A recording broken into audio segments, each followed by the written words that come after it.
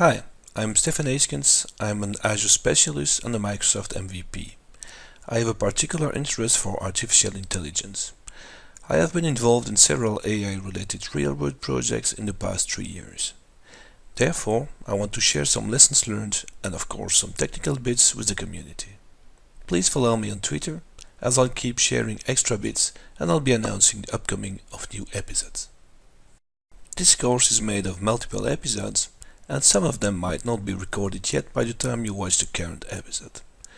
The course explains some fundamental AI concepts and will slowly increase in complexity with real-world examples and concrete business scenarios that could be relevant to your enterprise.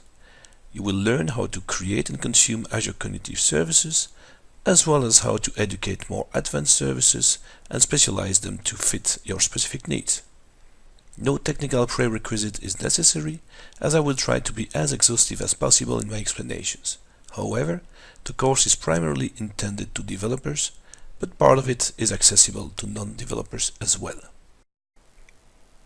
Episode 1 was about analyzing what's available in the Microsoft ecosystem in terms of artificial intelligence. In episode 2, we set up the foundations to get us started with a minimal bot, and we show the typical steps involved in creating and consuming a cognitive service. If you haven't watched those, I strongly encourage you to do so, or at least to watch episode 2, as I will not repeat what I already explained there.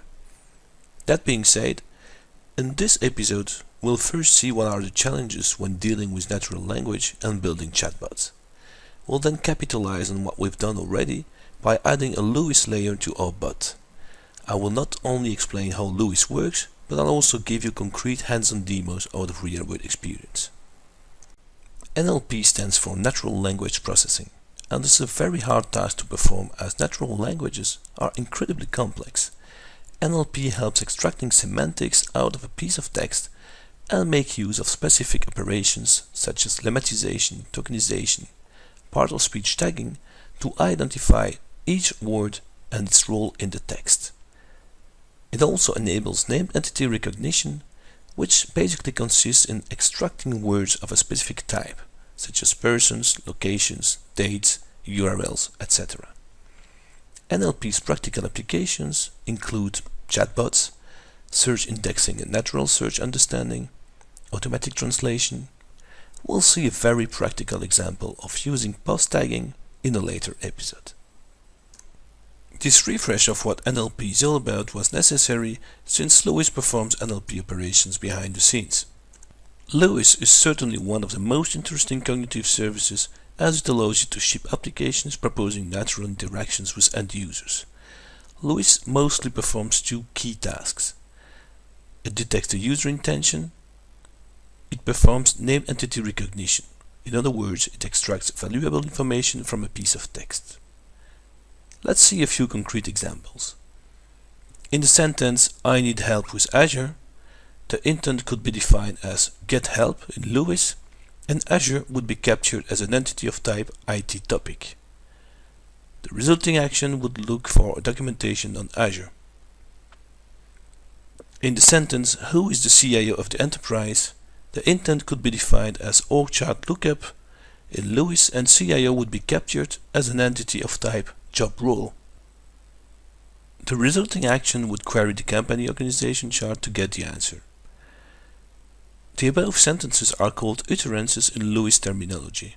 It's up to the LUIS app owner to enter test utterances in order to train the model. And guess what? This task can be done by non-technical people. I should even rephrase this and say that ideally it should be done by a business user who is the expert of the domain you're trying to cover. We'll see LUIS in action in a few minutes. LUIS has a natural binding with chatbots because in the chatbot users express themselves using natural language, using their own words. However, when building chatbots and LUIS apps in general, it is key to define their scopes because natural language is very complex. Natural language comes with particular problems such as polysemia, neosemia, irony, humor. Here is a concrete example of polysemia. The word crane refers to a construction machine for a construction worker and is a bird for an ornithologist. By limiting the scope to the construction sector only, one can make sure that crane always refers to a machine. So a rule of thumb is the narrower scope, the better to limit such situations. In a moment, I'm going to show you how to create a LUIS app. We will create an app that fulfills the following roles. Casual chat is somehow to give your chatbot a human face. The casual chat intent will typically serve the purpose of responding to inputs such as hello, how are you, what's the meaning of life, etc. This intent can be reused across chatbots. A knowledge base on IT related topics. We'll make use of Q&A Maker to cover that intent.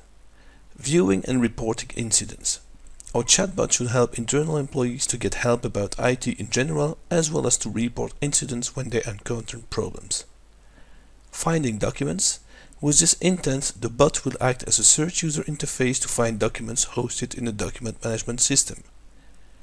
A who's who feature that will help users to know who are their colleagues. Finding experts will help users to find peers who can help them on specific matters. In this episode, I will only show you how to build the LUIS app with the right intents and entities and how to train and test it. For the action part, I invite you to stay tuned, as I will be covering that in the next episodes. On top of the above scenario, our bot will also be able to analyze pictures, root and tag documents, etc. But this will be done through direct sending of a file, and it does not require any LUIS intent. To make the demo concise and to avoid repeating what I've already explained, I will not show how to create the LUIS cognitive service, as it is exactly the same process as explained in episode 2 when we created the Text Analytics API. However, here is a recap of the actions you must undertake.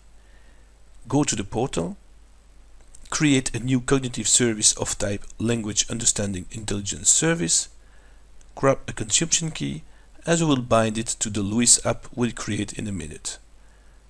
Ultimately, at this stage of the course, your resource group should look like this. Here comes the demo. I will show you how to create the LUIS app and how to bind the consumption key you got from the creation of the LUIS service to your LUIS app. I will also show you how to create the intents and entities, as well as how to train and publish the app. To create the LUIS app, I'm navigating to LUIS.ai and I sign in using my Microsoft account. Then I go to My Apps, New App. I give my app a name. I choose the English culture, but of course you could change it to your own language.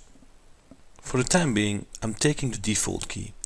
We'll see later how to associate our consumption key retrieved from the creation of the LUIS cognitive service to our LUIS app. The app is now created. Let's analyze the buttons we have at our disposal. The first button is here to rename the app if necessary. The second button allows us to download all the iterances that were sent to the app by end users. This can also be done programmatically, and may be very interesting in case you want to automate testing with different versions of your LUIS app and see its progress over time. The third button allows us to export the LUIS app.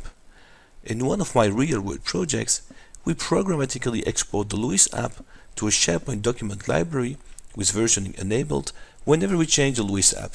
This is a good way to recover from any mistake or to compare the progress of LUIS with all the iterances over time by sending queries to the different versions of the app.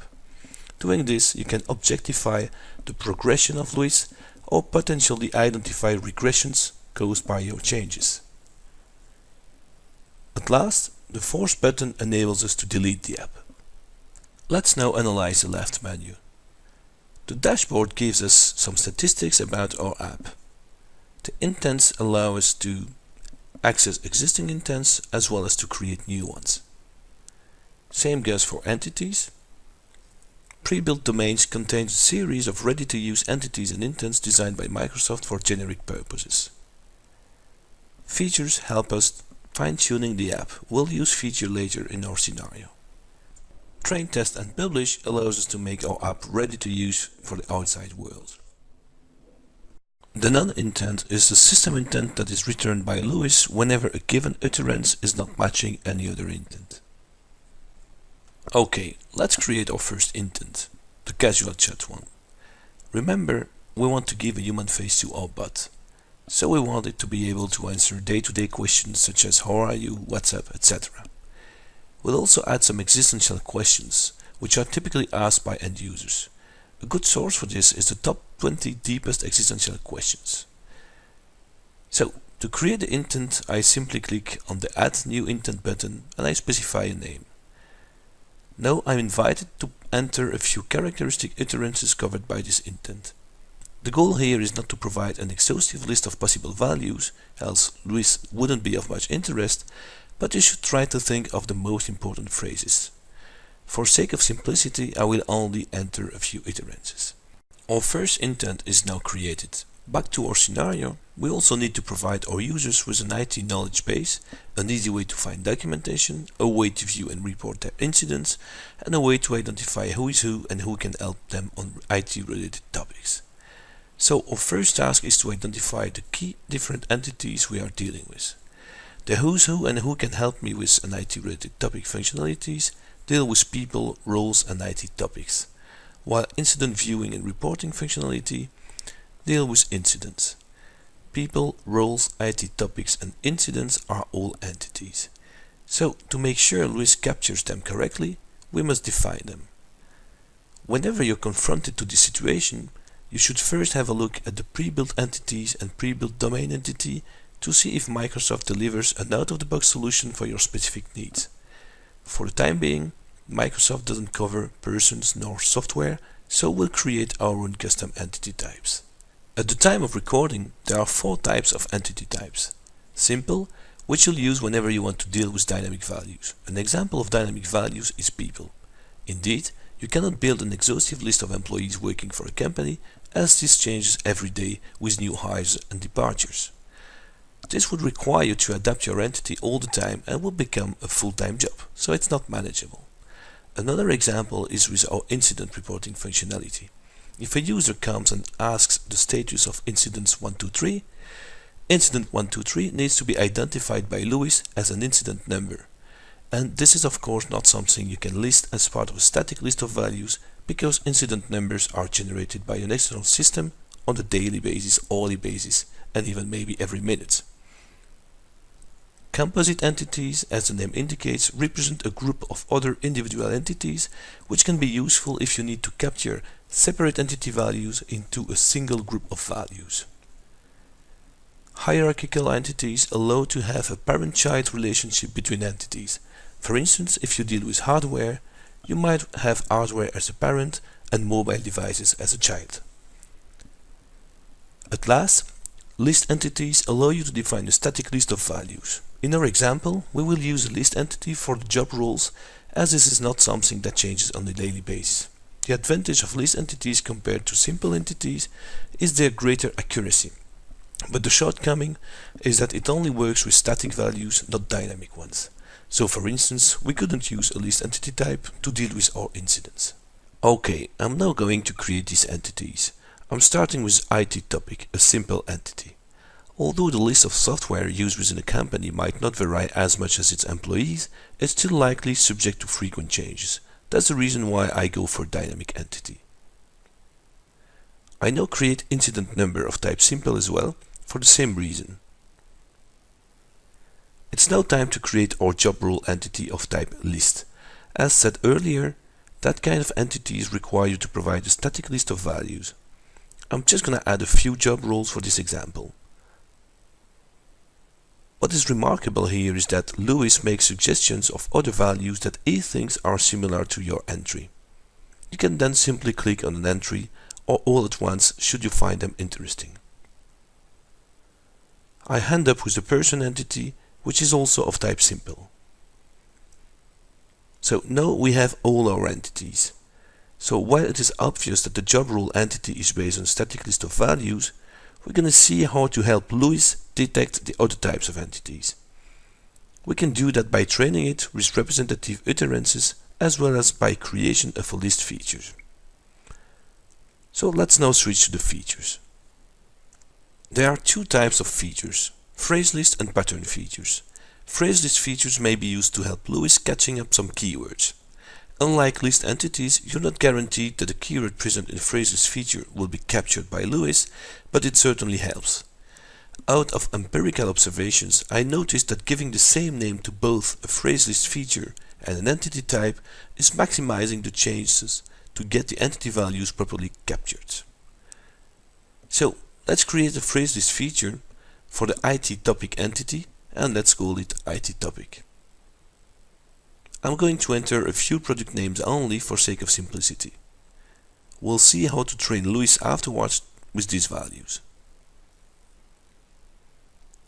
We are now going to create a pattern feature to help LUIS identifying incident numbers. Unlike job roles and software names, incident numbers cannot be guessed in advance. Therefore, I will instruct LUIS to pay a particular attention to a certain pattern. That's what pattern features are all about. They allow LUIS to identify a certain pattern as important for your business. So, I'm now creating the incident number pattern. We'll then associate such patterns to our incident number entity while training LUIS. Okay, it's time for a recap. We currently have two intents, the non-intent and the casual chat one. We have three entities of type simple and one list entity. We also provided LUIS with 6 iterances so far for the casual chat intent.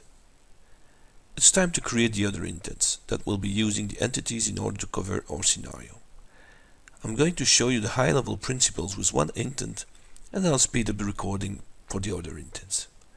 I start with the expertise lookup intent and I enter one iterance. As you might have noticed, I specified the keyword OneDrive, which corresponds to an item I specified in the IT topic phrase list feature. I would have liked LUIS to match OneDrive automatically to the IT topic entity type, but as I told you, phrase list features help LUIS understand better, but it's not resolving keywords automatically without a bit of training first.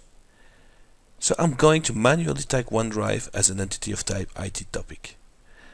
I'm now entering a few iterances and I perform the same job regarding entities. Here I only entered 3 iterances and I'm gonna train LUIS to make it analyze the patterns I provided and the manual association I made. Now back to my intent, I'm entering an iterance that includes SAP. I never entered SAP so far in the previous iterances, but SAP is well part of the IT topic phrases feature. As you can see, LUIS resolves it automatically thanks to this very minimal training. LUIS' capabilities to understand the patterns are quite phenomenal. Of course, the more iterances the better, but for sake of simplicity in this demo, I won't add more iterances right now. Let's now create the who's who intent. I'm entering a few iterances with the keyword CIO and CEO, and of course, as these are part of the list entity, they are resolved automatically by LUIS.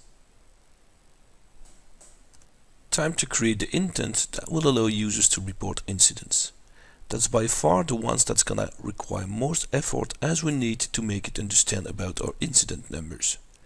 Remember that we've used a regex feature to prioritize the incident number pattern, but this is in no way equivalent to either a list entity, either a phrase list feature.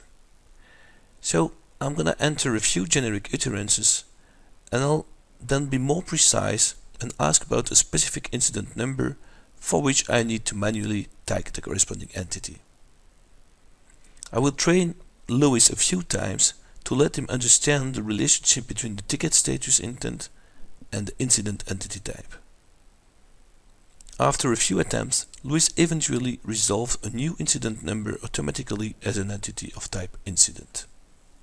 Back to our who's who intent, I'm also adding an example of iterance that includes a person.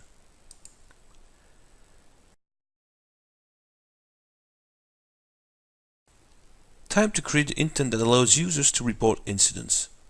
I'm only entering 2 iterances, but of course, for such intent, words such as broken, damaged, or other sayings such as I cannot do this or that, or something isn't working, etc. are the typical ways of reporting a problem. Here again, you could go very far by creating other types of entities. In the example, my iPad is broken, iPad could be an entity of type mobile device, but I guess you got my point and it's not necessary to go too far. Okay, let's create our last intent to let users find documentation. Here some keywords will be words such as manual, documentation, book, etc. Before we publish the app, let's recap what we have. We have 7 intents, 4 entity types and 27 utterances. In the real world you might rather consider a minimum of 50 utterances per intent. So we are far below, but this is of course just a demo here. That said, let's train the app before publishing it, and let's make a test from the built-in test user interface. Everything looks alright, so it's time to publish. But before we'll associate our key to our LUIS app. Remember that the first step was to create a cognitive service of type LUIS, and you had to grab the consumption key. It is this subscription key that I'm going to add here. Note that you should make sure that both the cognitive service and the LUIS app target the same region, so like West Europe, West US, etc. Because you cannot use a West Europe key against a West US endpoint. Note that by default the bootstrap key can only be used for 30 days.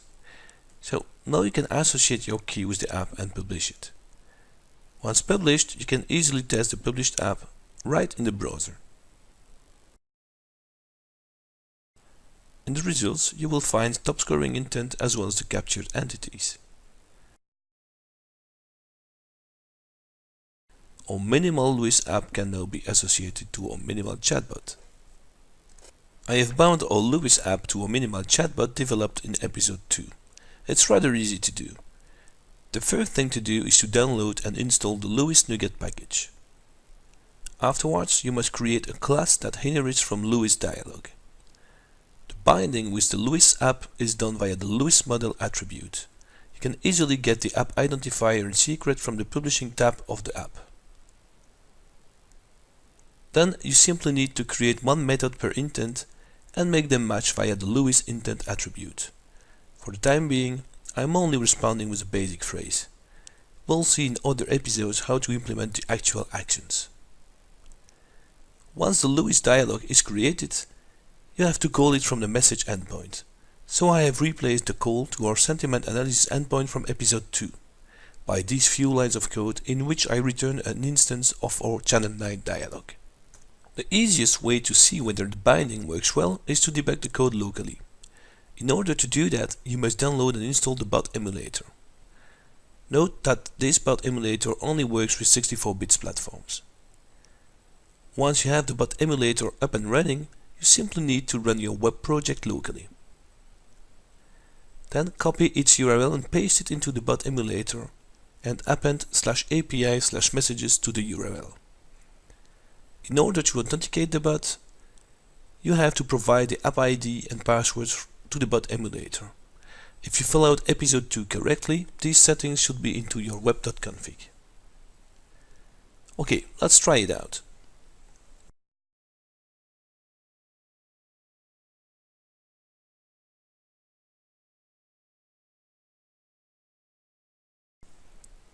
Now let's see how entities are captured by LUIS. With the sentence "Who can help me with SharePoint?" the intent expertise lookup is triggered, and we can analyze in code if entities were captured by LUIS or not. Sure enough, SharePoint was correctly captured by LUIS. The sentence "Who can help me with ITIL?" causes a resolving failure since LUIS returned the who is who intent. Of course, as I told you, I didn't enter enough utterances in my app, but even when you do, you might face similar issues. However, LUIS has a great feature called active learning, which enables you to adjust its understanding at any time. In LUIS, when clicking on the Suggested Utterances tab, you can see how LUIS resolves phrases that are sent to the app endpoint. In our case, we see that the phrase "Who can help me with ITIL?" is well resolved to expertise lookup, with a probability of 0.09. But we saw that the bot resolved it to the who is who intent. How come is that possible? Let's test in LUIS directly to figure it out.